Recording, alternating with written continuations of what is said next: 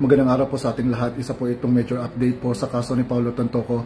Okay, so eto nga po guys, no, may update po ngayon si Dean Chase at si Maharlika patungkol po sa final result ng kaso ni FL Liza sa Beverly Hills, kung saan ay doon nga po na tsugi etong si Tantoco na kasama po niya sa isang room hotel na nagpopolboron daw, di umano sila doon. So, ayon po kaya Dean Chase, I have a major update on the Paulo Tantocos case.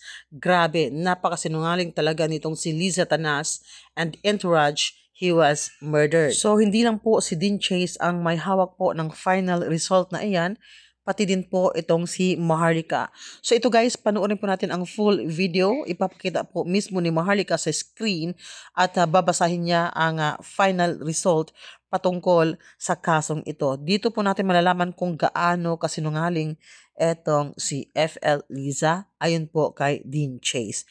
Tara, sabayan niyo po akong manood.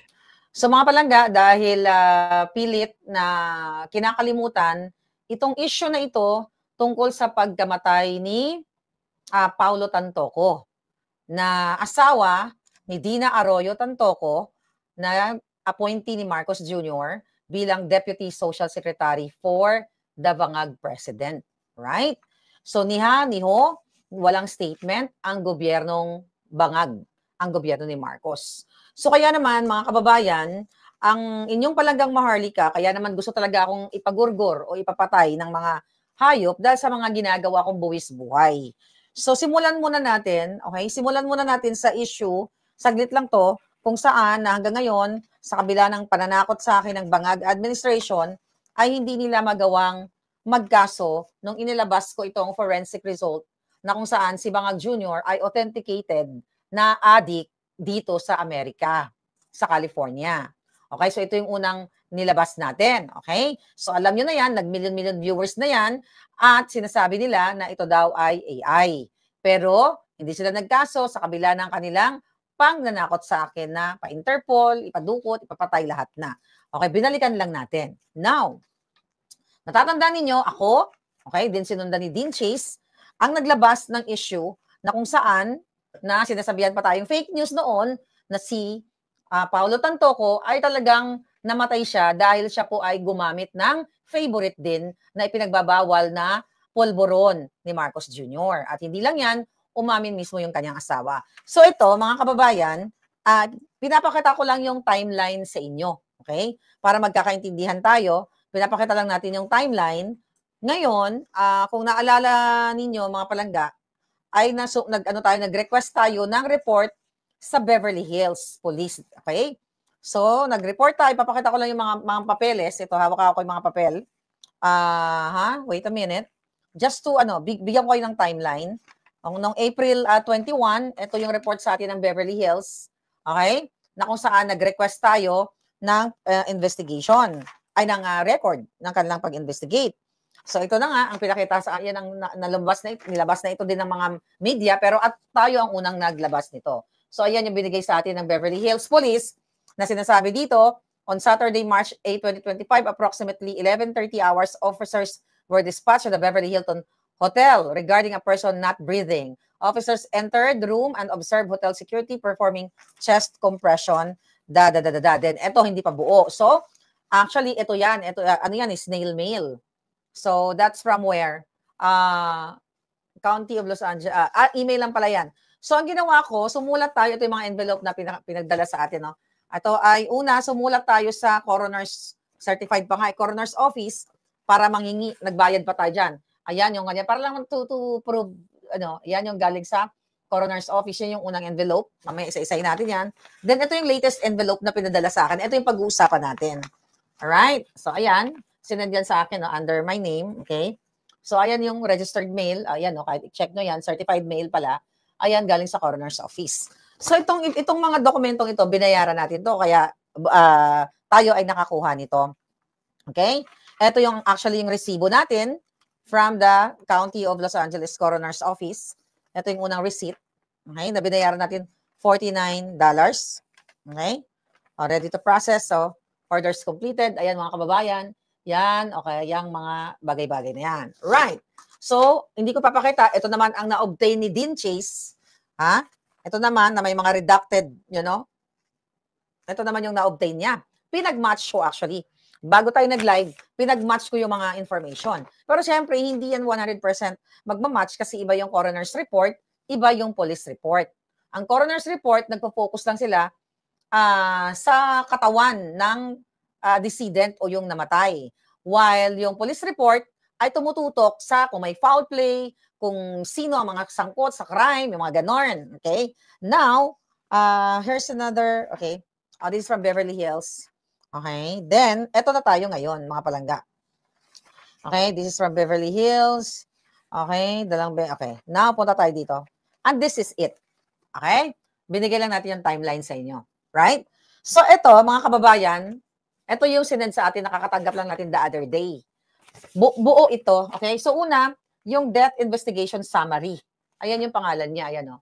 Buo yan. Okay? One. Okay? Then, kung makikita ninyo, yung kanyang mga detalye, babasahin na lang natin kasi may mga sensitive information na hindi natin pwedeng ipakita. So, summary and opinion, narrative, okay, summary and opinion narrative, decedent identification, yung mga coroners dyan, yung mga medical practitioner dyan, or yung mga sa atin, medical legal, alam nyo itong sinasabi ko. Prior post-mortem procedures, external examination, i-enumerate ko lang sa inyo ito mga kababayan kasi ito yung full report ng medical or coroner's report ng Los Angeles. Meron ditong kasinungalingan si Dina Arroyo na pag-uusapan natin, yung asawa nung namatay, na appointee ni Marcos Jr. Okay, si Dina Arroyo, ulitin natin, siya po ay deputy, andali lang. Okay? Siya ay, palangga ay, deputy social secretary for the president. Okay? Now, o bangag. Ngayon, mga palangga, ayaw po kay ating boses. So, ito basahin ko lang. Bawat page may criminal case number. 2025-04377. Ayan, o. Para lang to prove a point. Ayan, o. Ayan. So, kasi itong mga ibang ebidensya, hair, skin, tattoos, wala siyang tattoo. Tingnan natin. Okay, tingnan natin kung anong meron siya dito. Okay, katulad nitong, okay, male, body weight niya, 201 pounds pala siya. So, mabigat talaga siya. So, height niya, 66 inches, BMI, 32, 4 pound, and, okay, hindi na importante. Okay, so, nakalagay dito yung skin niya, tattoo, wala siyang tattoo. Okay, ang sclerae niya, congested. Tignan natin kung ano yung mga importante. Yung leeg niya, normal. Chest, normal. Ang abdomen niya is obese. Nakalagay dito. Then, again, hindi may mga dokumento na hindi pwede ipakita. Pero yung pinaka-synopsis, pwede ko ipakita sa inyo. Okay? What else? Postmortem charges. Liver mortis. Color red. Okay. Okay. Evidence of traumatic injury, none. Examination procedures and ancillary testing. Okay. So, sabi dito, photography taken. Okay. So, ang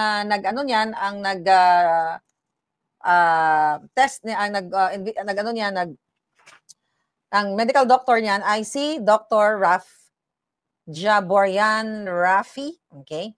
So, anyway, natapos niya ang kanyang pag-exam ay nung July 9, imagine mo, kaya pala matagal. Di ba, nung nag-request tayo, kung mapapansin nyo dito, nung nag-request tayo ng April, wala pang may bibigay sa atin kasi under investigation. Okay? Under investigation. Ayan, Ayan, April yan. So anyway, ang sabi dito, completed ng Senior Deputy Medical Examiner ng July 9, 2025, 11:23. Okay? So, may mga drawing ng mga, ito. Hindi na natin ito papakita, pero ginapay-pay lang natin. Kasi hindi ko pwede ipakita to. Alright? So, ayan, pinapay-pay lang natin. Ito yung drawing ng kanyang katawan nung siya ay natagpuan. Yung mga, kung meron ba siyang, pasa, lesions, meron siya actually dito, sa puwetan niya merong nakalagay may lesions. Tapos, yung iba medyo sulat doktor, so hindi ko mabasa. Alright? So next, nandito na tayo sa Forensic Science Laboratories. Okay? So ito yan. Kailangan nyo malaman para to prove to you na itong dokumento natin, hindi po ito AI.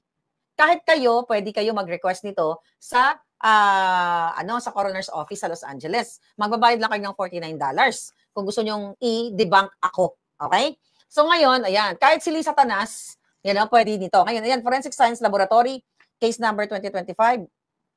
Jaborian Rafi MD. Okay? Case number 2025-04377, decedent Tantoco Juan Paulo Vargas. Okay. Ang nakalagay dito ay during the time nung tinest na siya, ayan, alcohol contain, quantitation, confirmation, hindi siya importante. Yung mga pangalan ng may mga pangalan ng, doktor ba to? Teka, wait a minute. What is this? Drug screen. Okay. So, diniscreen siya. Okay? So, benzo, alam nyo na yan. Polboron. Okay? So, ngayon, ang mga analyst, iba-iba. Si Kazarian, si Owen. Okay, yun yung mga pangalan. Alright, tignan natin. Okay. So, mga kababayan, ang nakita talaga dito, yung polboron. Okay? Yung polboron. Now, pumunta tayo dito sa okay. What is this? Investigative report summary na tayo. I think pwede ko ito ipakita. Ano ba to? Wala namang information. Okay. So, ang hair niya pala gray na. So, puti na yung kanyang buhok. Alright. Tignan natin to March 8, pending. So, ito yun Okay. Natural accident. Yan Natural accident. Nakita niyo yan? Nakalagay. Okay. Now, turn to next page na tayo. Ito na yung pag-uusapan natin. Ang synopsis. Dito, hindi ito na-report. Hindi pa ito na-report ng media. Baka wala sila, I don't know, hindi sila nakakuha. So, ipapakita ko na sa inyo, o babasahin muna natin yung, ang tawag dito, yung synopsis, then babalik ulit tayo sa timeline ng kaso. Ngayon, sabi dito sa synopsis, o screenshot nyo, you can have it. Okay? Ang synopsis is okay, kasi public document naman ito, may redacted lang siya. Okay, wag natin ipakita yung, okay. So, ito. Right? Yan yung synopsis. Babasahin ko to. Right? So, ito ay patunay na talagang ang grupo ni Bangag, ang mga ina-appoint niya, talagang nagdodroga, nagpupulburon.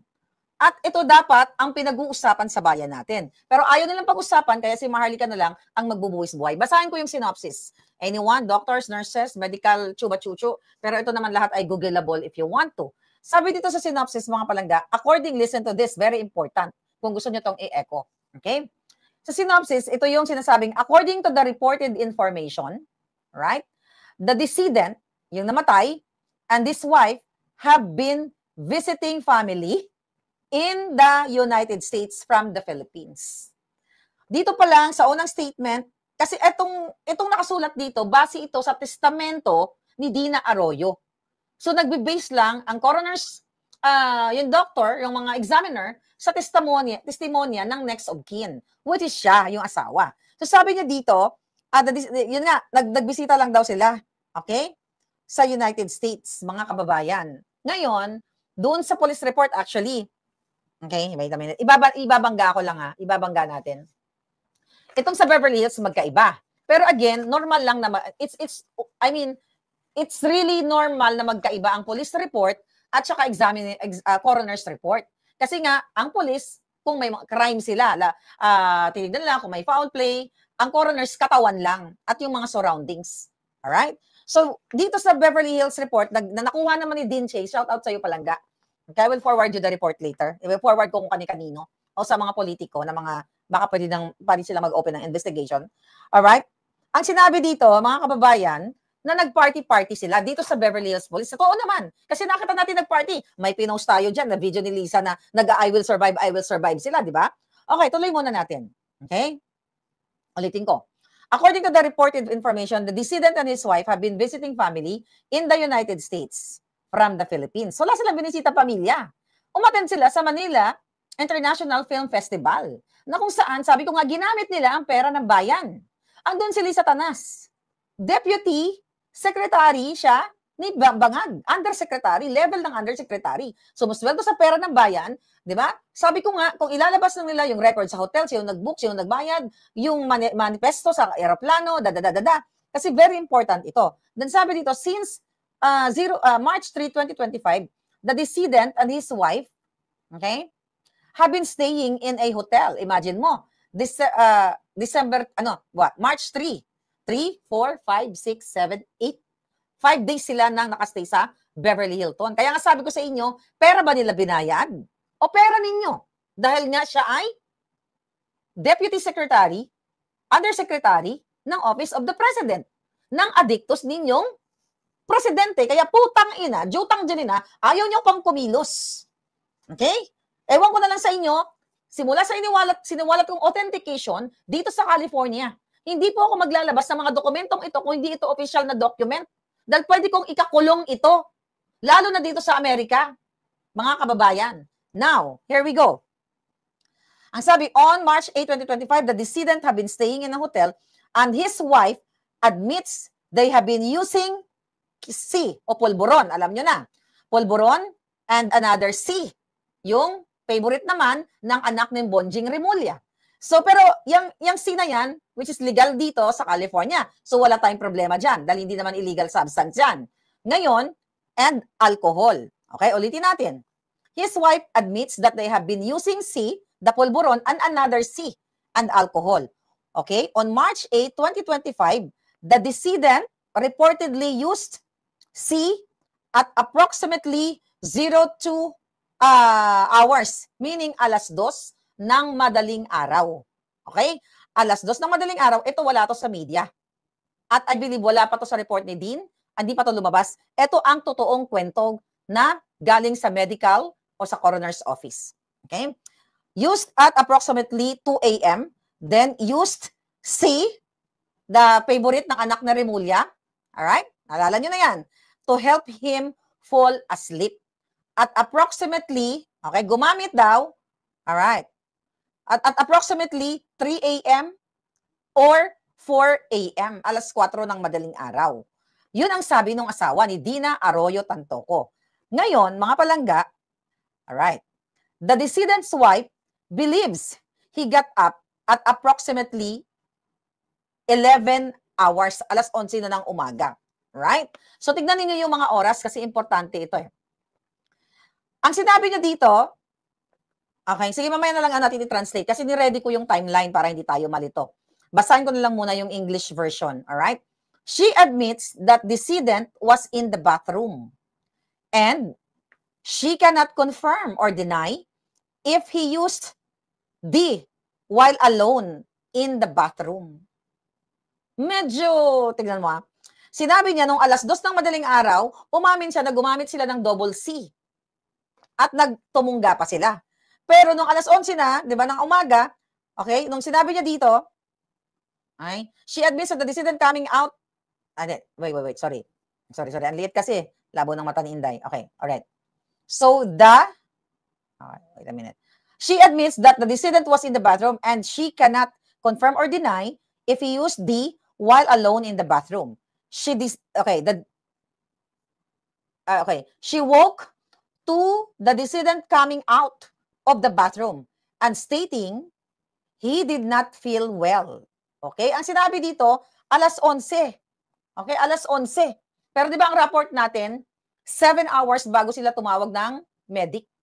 Okay? Yun ang report natin. Yun ang unang sinabi sa atin ng mga kasama nila doon sa pinangyarihan ng krimen ng polvoronic noong March. Nung wala pa tayong hawak ng mga dokumento. Okay, now here we go. Alright. She woke to the decedent coming out of the bathroom and stating he did not feel well. She reports the decedent also looked pale and sweaty. The decedent then collapsed in front of his wife, which is, the wife is Dina Arroyo Tantoco, Undersecretary, okay, Deputy Undersecretary sa Office of the President, mga kababayan. Ngayon, alright. The decedent's wife called the front desk, okay, of the hotel for assistance. Reportedly, hotel staff provided resuscitative measures until police arrived, who provided resuscitative efforts until paramedics arrived. Beverly Hills Fire Department Rescue Ambulance number 1 responded, and paramedic Guinea, okay, yung apelyido G-U-I-N-E-Y, Guinea determined death at 12:05 hours after administering an unknown amount of Narcan Di ba pinag-usapan natin to? And several minutes of life-saving measures. Di ba? May mga nurses tayo, mga nag-comment at doctors na kung nagsisi siya, hindi makakatulong yung Narcan. Pero usually, binibigay naman talaga yung Narcan, life-saving siya kasi baka merong Fenta o kung ano-ano pa. So ito'y nakalagay dito, dokumentado ito. Yan ang sinabi, yung mga commenters natin nung March. Now, sabi dito, there was no reported traumatic injury or suspicion of foul play. An external examination performed at scene revealed the decedent to be in fair condition with no discernible evidence of external trauma. Right? An oral airway was seen in his mouth and intraosseous ports were seen in his left shoulder and right shin. Ito, defibrillator pads were observed on his torso. The decedent was cold to the touch. Lividity to his back blanched with light pressure, but no rigor mortis was observed. Police discovered multiple plastic baggies of an unknown white powder in the decedent's nightstand drawer. Sa police report, yung kay Dean, ito hawak ko, okay? Ang sinabi dito sa police report, actually, meron niyang mga white powder. Pero magkaiba nga ang report kasi ng ng police at saka ng coroners kasi iba yung kanilang trabaho. Ang sabi dito sa Beverly Hills Police report kay Dean, okay, one clear plastic bag containing a powdery substance. Okay?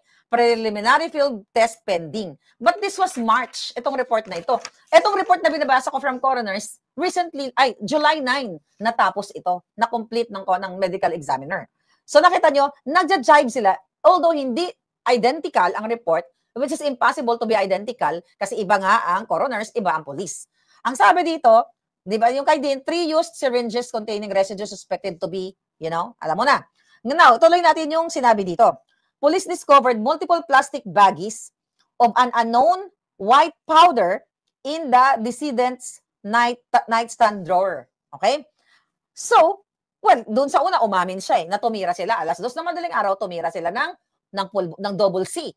Coca-Cola at saka, para lang, polvoron, at saka yung favorite din ng anak ni Ombudsman, yan si Bonjing Remulla. See that? Ito yung mga nagpapatakbo sa buhay ninyo sa Pilipinas. Ulitin ko sa mga manunood ngayon, ito pong hawak kong dokumento, galing po ito, official ito.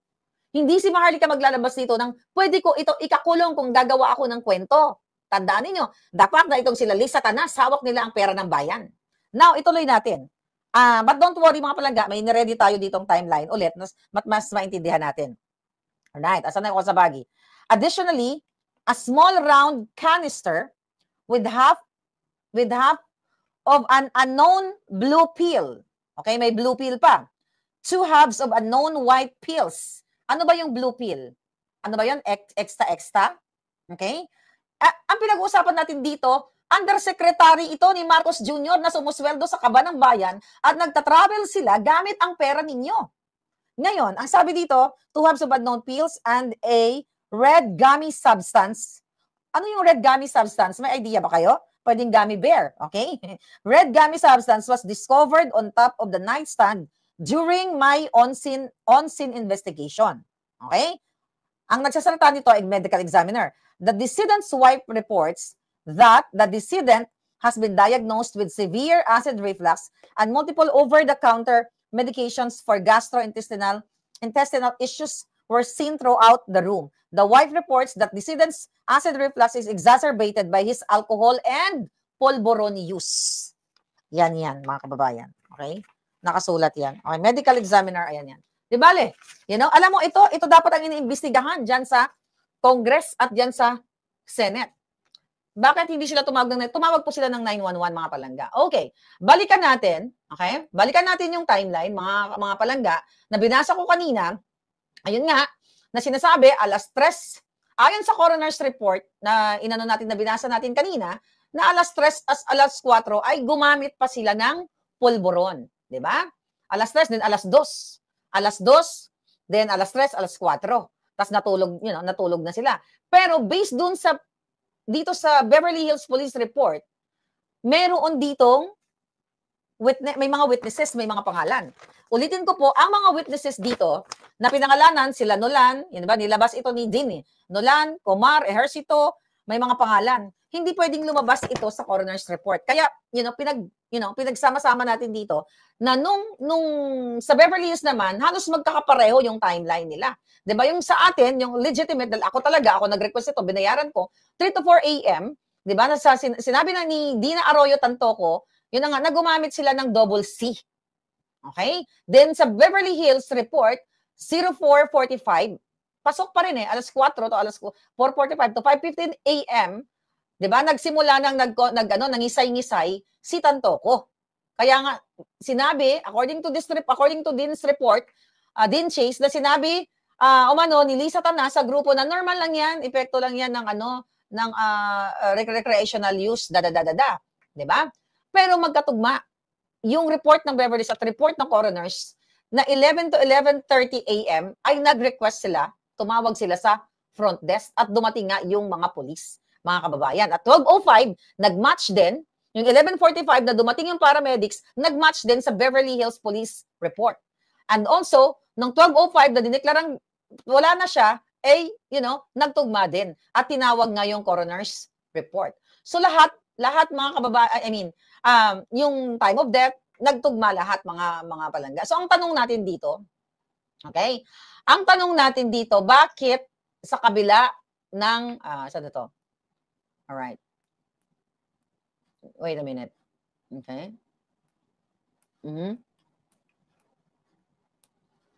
Aha.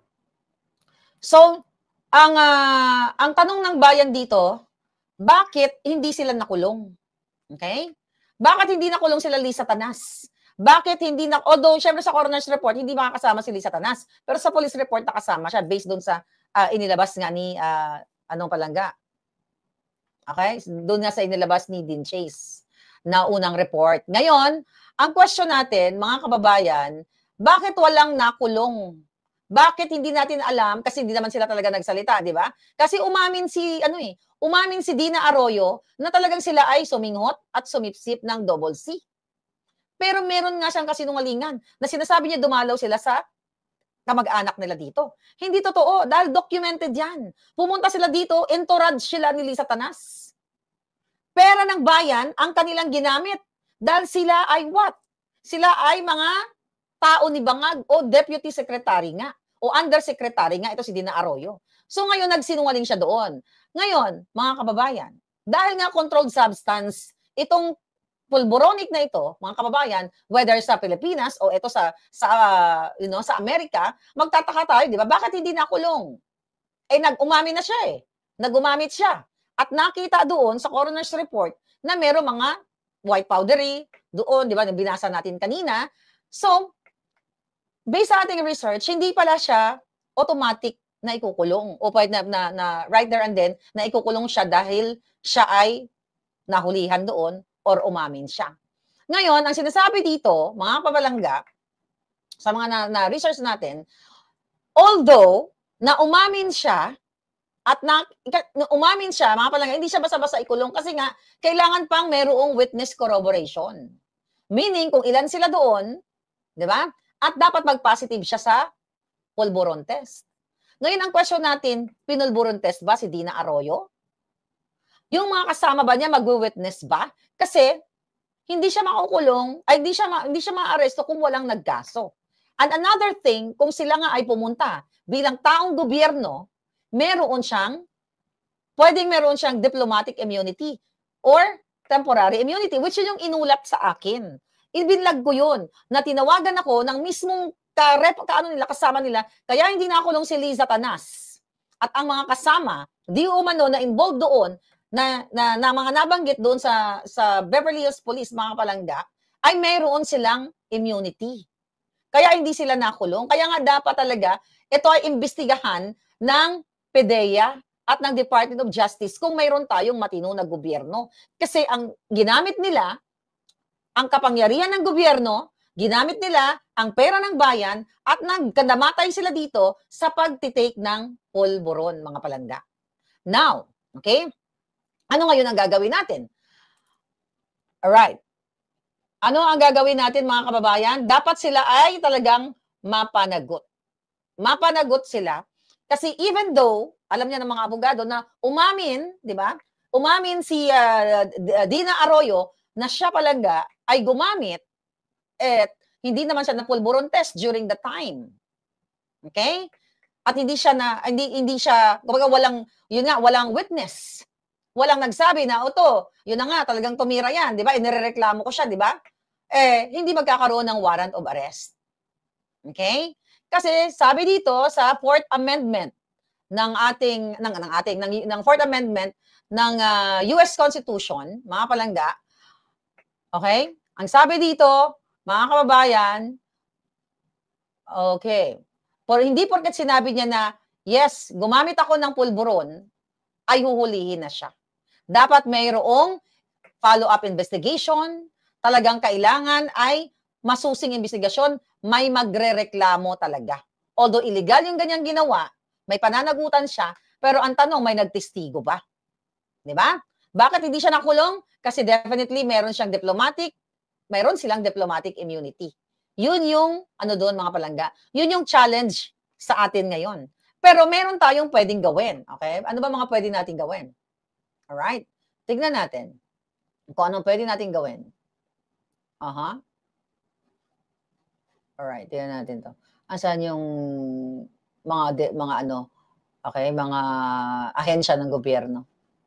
Alright, sabi dito, hindi yan. Saan yung mga ahensya ng gobyerno dito na pwede nating, okay, another thing pala. So dahil doon sa coroner's report kanina, na sinasabi ni Dina Arroyo, yung binasa ko kanina, na sila ay pumunta sa Amerika para bisitahin ang kanyang, lalobat tayo. Okay, bisitahin ang kanyang pamilya. Unang-una nagsinungaling siya doon. Pwede pala natin i-report yon sa coroner's office na, hey, yung report ninyo, yung report ng next of kin na yan, yung asawa, ay kasinungalingan. So, pwedeng i-pakorek sa kanila. But, kailangan nating sumulat. Kaya natin silang sulatan, mga kababayan, para mabago ito. Okay? Now, saan na yung mga ahensya ng gobyerno? Okay. Ito. Tignan natin. Wait a minute. Kaping mainit. Research natin. Okay, here we go. Okay. Grabe, Okay. Grabe ang kanilang ginagawa talaga sa bayan natin. Okay. So, anong gagawin natin? Ito na. Ano daw ang gagawin natin para, ma-erase natin ito sa kung sa Amerika, pwede pala akong sumulat. Not only ako, tayo, but kailangan natin i-gather ang mga evidence. Katulad dito, yung coroner's report na ito. Pwede rin ako mag-report sa Beverly Hills, 'di ba?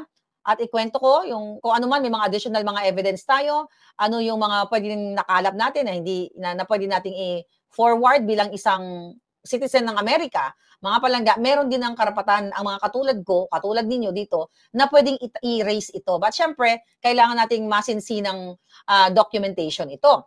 At dahil nga, pwedeng magkaroon talaga ng kaso dito, si Lisa Tanas, ito muna si Dina Arroyo, dahil siya talaga ay umamin, dahil yun na nga, umamin siya talaga na sila ay sumingot. Mga palangga, pwede tayong mag-submit. Pwede ako mag-submit ng mga supporting evidence, testimonial, o kung ano pa, dito sa DEA. Okay? Para sabihin kung ano talaga yung nangyari, kung may mali sa report na sinasabi niya, bumisita lang daw sila sa kamag-anak nila. So, hindi totoo. Kasi kita-kita natin publicly na Manila International Film Fest sila, may mga artista. Andun si Bangag, pumunta pa ngayon 2 council ni Mel Robles. Diba? Nakasama ni Lisa Tanas. Ngayon, pwede rin natin sa mga walang hindi masyadong busy dyan, na nandito sa Los Angeles o nasa Amerika, pwede natin to erase sa Department of Justice. Okay? Pero kailangan lang natin, mga kababayan, i-gather itong mga dapat nating ipakita sa kanila. Totoo ba? Kung pwede nga tayong makakuha kung sino ang nagbayad ng hotel, Philippine government ba, manifesto, kung may nanonood dito, na binayad na record na kayo ay nasa manifesto at sukang-suka na kayo sa gobyernong bangag na ito, baka pwede nyo i-forward sa akin sa Maharlika Network at protonmail.com. Okay? Pwede nyo email sa akin kasi kailangan ko to. Okay yan. Email nyo yan kasi kailangan ko yun eh. Manifesto, yung sino nagbayad sa hotel, yung makapagpapatunay na inabuso nila ang pera ng bayan ng Pilipinas at inabuso din nila ang kanilang diplomatic, what do you call that? Privilege. Pwede din natin erase to sa Department of State or sa State Department. Marami tayong pwedeng gawin. Pero kailangan ko ng tulong dahil wala naman akong secretary. Mapapanagot talaga natin sila or, kung ano man, ma-erase natin sa mataas na otoridad dito sa Amerika. Kaya pala sila hindi nakulong. Kasi nga, may immunity sila. So, hindi natin alam kung anong way ang ginawa nila. Although, pwede rin na may ginawa ang Beverly Hills, pero dahil nga, may immunity, extended immunity, kaya hindi sila nakulong. Pero mga kababayan, malinaw pa sa sikat ng araw na ang nagpapatakbo ng gobyerno ninyo, si Lisa Tanas, si Bangag, ay nag-addict sila. Ito, mga kababayan, umamin sila. Coroner's report ng Los Angeles na kahit kayo, I don't know kung pag nasa Pilipinas ba kayo, pwede kayong more. Oo, pwede. I think pwede kayo. Kayo dyan, okay? Pwede kayong mag-request nito. You have to pay $49 para mabigyan kayo nito. Ngayon, ipo-forward ko to sa lahat ng opisina. Baka i-forward ko to sa mga, basta, i-forward ko sa mga yawa. Yung mga pwedeng makatulong sa atin na mag-open ng investigation yan. Ayan, ito yung binayaran ni Palangga, Ayan, yan ang kapalit niyan. $49 siya, Ini-request ko to. Anong date to? May 4 ko pa na-request to. May 4, ayan. May 4. So, mga kababayan, ayan, ang record na umamin sila, 2:00 ng madaling araw, 3:00, 4:00, sumundot na naman uli, kaya nangamatay. Okay? Sabi ni D.W. Linggen, they should be exposed because the dead is a cokehead and Philippine government official. Well, yung asawa, ang asawa niya, at mayroon din itong business dealing sila sa gobyerno. Okay? Ngayon, mga kababayan, forward ko kay Kiko Barzaga, kasi matapang yung batang yan, Kiko, I hope, i-email ko to kay Kiko Barzaga. So kung meron kayong, ang kailangan ko lang kasi na additional documents, maipakita ko yung yung manifesto nung mga kasama ni Lisa Tanas nung pumunta dito. 'Di ba? Pumunta sila dito sa Amerika nang sila ay nag-Manila Film Fest. Although may mga pictures na ako na mga nakuha, additional documents 'yon. At yung mga yung binayaran nila sa hotel. Sabi ko nga sa inyo mga Palangga, Beverly Hilton Hotel. 'Di ba for sure hindi yan sila doon sa simpleng kwarto, doon sila sa penthouse, sa magandang kwarto, which is nakalagay dito 5 may room number. Anyway, mahina yan ng $1,000, $1,000. Sabihin mo na lang 50,000. Wala pa yung pamasahin nila, wala pa yung pagkain nila, wala pa yung pulburo nila. Hindi natin alam kung saan nila kinuha. Binitbit ba nila yung pulburo nila from the Philippines o dito sila bumili? Sa 50,000 pesos na lang a night. Wala pa yung alak, wala pa yung pang-addict nila. 5 days, 3, 4, 5, 6, 7, 8. 5 days sila dito. Yun nung mag-asawang yun. Si Dina Arroyo. Okay? Sinabi naman sa akin ni Grace Ibuna yan. Na-addictus talaga yan. Nagkita kami sa sa tawag dito, sa Dahig. O, di ba, Grace? Kasi niya yan in-law niya yan si Dina Arroyo. Yung jowa dati ni Grace Ibuna, si Iggy Arroyo, anak niya to. So, nung nasa Dahig kami, kinuwento sa akin ni Grace Ibuna na addictus talaga to. So, ngayon, tama si Grace, magaling. Dahil nakalagay sa coroner's report Ito pwede kayong kumuha nito. So, ngayon, ang punto de vista natin dito, hanggang ngayon, mga kababayan, ang umamin po na nagpulburon ay under ng Office of the President, under kay Marcos Jr., mga kababayan. So, gumagamit sila ng pera ng bayan, okay? Deputy Social Secretary for the President ay isang addict. Tapos wala pa rin kayo gagawin. Di ba? Ulit-ulitin ko, mapadilawan ka man, mapabangagan ka man, kung gusto nyo akong i-debunk na si Maharlika, sasabihin na naman AI, umorder kayo. Tuturuan ko kayo paano umorder nito. Gumastos kayo ng $49, pumunta lang kayo sa website ng County of Los Angeles Medical Examiner. Kayong mga pulpol, na mga politiko, kayong mga sundalong mga supot, na ayaw nyo pang manindigan, mga jutang ginin na kayo, adik ang nagpapatakbo sa inyo. Adik, at hindi lang yon, wala naman sana tayong pakialam kung mag-adik sila, kung sila ay wala sila sa gobyerno.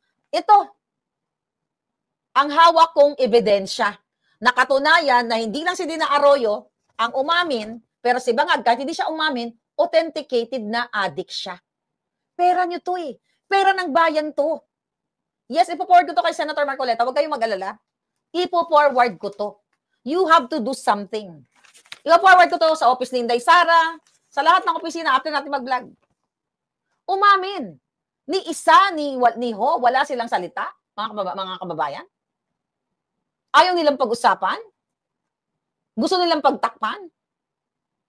Kung si Paulo Tantoco ay private citizen lang, wala tayong pakialam. Kung namatay siya, ano man ang ginawa niya, wala tayong pakialam sa kanya.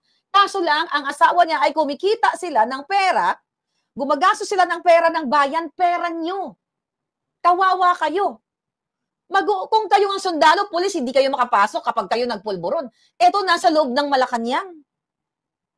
Umamin, 2:00 ng madaling araw. Di ba? Oh, sabi niya dito?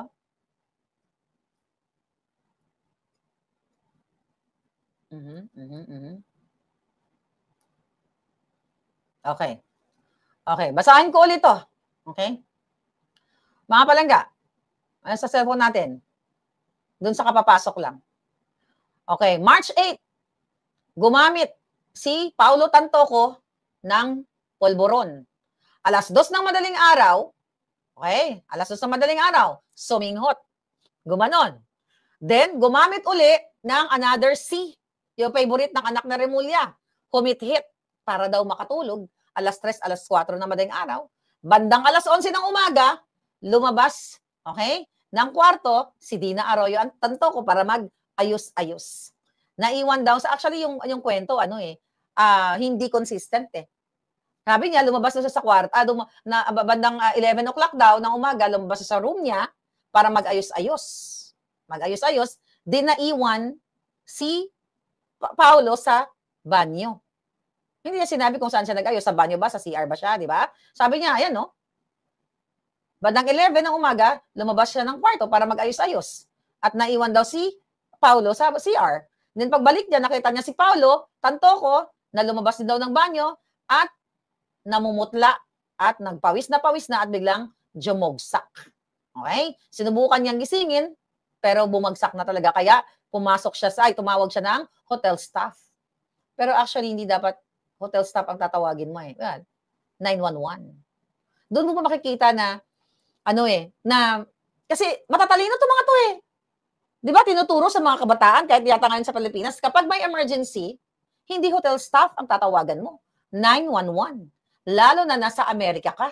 Dahil ang hotel staff, mga kababayan, hindi naman sila skilled. Hindi naman sila paramedics. Ang protocol, 911. Pero tignan nyo, i-analyze ninyo. Kaya tama talaga yung information na nakarating sa akin na dinilay nila. Kasi hanggat maaari, siguro, ayaw nila ng iskandalo. Kaya hotel staff muna, baka may mga first aid sila. Pero makikita mo dito sa coroner's report. Diba? Dito sa synopsis na hindi siya tumawag ng 911. Ang tinawagan niya, hotel staff. Ayan, recorded yan, mga kababayan. You will get a copy of this. Kiko Barzaga, VP Sara, Kong Marcoleta, Robin Padilla. I will send it to you. Okay, later. At marami pang iba. Maybe, may awa kayo sa bayan. Imbestigahan nyo, si Dina Arroyo Tantoco, imbestigahan nyo to. Doon nyo patatawag nyo lahat ng kasama ni Lisa kasi gusto namin malaman, sino ang gumastos sa Beverly Hilton? Pera ba ng Pilipino? Sino ang gumastos ng airfare nila? Kasi dito sa event nila, mga kababayan, wait a minute. Okay? Asan na yun?